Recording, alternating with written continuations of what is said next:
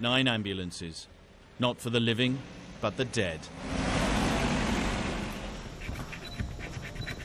9 crucifixes for convicted drug smugglers expected to die tonight.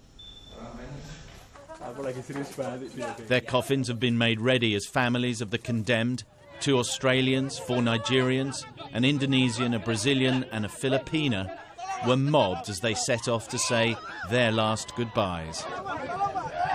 They're going to take him at midnight and shoot him, and he's healthy and he's beautiful and a lot of compassion for other people. I am asking the government not to kill him, please. The President, please don't kill him today. Please don't call out the execution. Please don't kill my son. The lawyer for the 2 Australians displayed the artwork of one, insisting that they had been rehabilitated. Miran told me, thank you for believing in us, and please fight for abolition of death penalty. An investigation has been launched into bribery allegations against their judge, but the Indonesian government has insisted that the executions will go ahead anyway. On Monday, Andrew Chan married his counsellor, and she collapsed in grief as she set off to see him for the last time. Mr. Abbott, please do your best to get these boys home. A slew of Australian celebrities have demanded action from their leaders to stop the killings. I stand for mercy. Visiting Anzac war graves, Australia's Prime Minister made an 11th-hour plea for the lives of Chan and Muran Sukumaran. It is not in the best interests of Indonesia. It is not in accordance with the best values of Indonesia.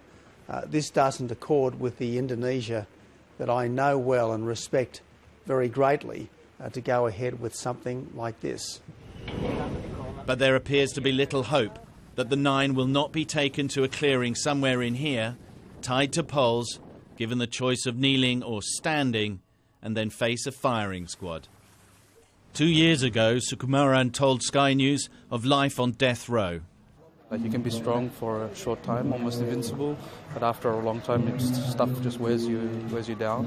And after 8.5 years, it does feel heavy, and it does weigh heavily, especially on our families.